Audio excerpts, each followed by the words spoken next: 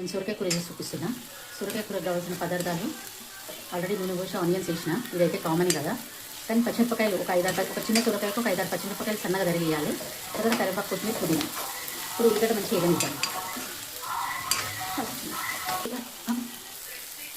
ఉల్లిగడ్డ వేగింది మంచిగా. ఇప్పుడు పసుపు వేసుకుందాము. 1 స్పూన్ అల్లం వెల్లిగడ్డ పేస్ట్ మంచి కలగలుపుకోవాలి. ఇది పసుపు అల్లం వెల్లిగడ్డ పేస్ట్. ఈ కూర ఏంటంటే దీన్ని నీళ్ళు పోయకుండానే ఉడకబెట్టాలి. అన్నీ వేసిన తర్వాత మూత పెట్టేసి సిమ్ చేయాలి. కావాలంటే మూత మీద కొన్ని వాటర్ పెట్టుకోవాలి. కానీ కూరలు మాత్రం నీళ్ళు పెట్టి ఉప్పు వేసినా. కారం చాలా తక్కువ వేస్తుంది, ఎందుకంటే ఆల్రెడీ పచ్చికాయలు వేసినా కదా నేను. ఇది కాకుండా దీనికి స్పెషల్ ఇంగ్రీడియంట్ ఏంటంటే సొరకాయకు మిరియాల పొడి, పచ్చిమిర్చి, మిరియాల పొడి ఎక్కువ ఉండాలి.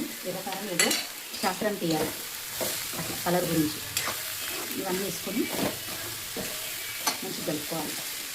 చూడండి, మీరు కలుపుకుంటున్న కలర్ వేరియేషన్స్ ఎట్లా కనిపిస్తున్నాయి. Green, pepper colour, black, red, చాలా బాగుంది, కలర్ఫుల్ ఉంది. వండిన తర్వాత కూడా చాలా మంచిగా అవుతుంది. ఇప్పుడు దీంట్లో మనము ఏ మాత్రం నీళ్ళు పోయొద్దు. అదే ఈ కూర స్పెషాలిటీ, టేస్ట్ కూడా అట్లనే వస్తుంది. ఇప్పుడు దీంట్లో మూత పెట్టేసి అదే అవుతుంది. ఇప్పుడు చూద్దాము కూర ఉడికిందో లేదో. ఇక మీద నీళ్ళు ఇట్లా ఎసరు పెట్టుకోవాలి. ఆల్రెడీ సొరకాయల వాటర్ కంటెంట్ ఉంటుంది కాబట్టి మనం నీళ్ళు పోసుకోవద్దు. అదే వాటర్ రిలీజ్ చేస్తుంది. అదే నీళ్ళు ఉడికితేనే రుచి. ఇప్పుడు ఆల్మోస్ట్ ఆల్ అయిపోయింది. సొరకాయ ముక్క కూడా మంచిగా ఉడికింది, అర్థమవుతుంది మనకు ఉడికిందని. ఎందుకంటే కలర్ చేంజ్ అవుతుంది, ట్రాన్స్పరెంట్ అవుతుంది కలరు. సొరకాయ ముక్క మంచిగా ఉడికింది. ఈ కూర తినడానికి రెడీ ఉంది.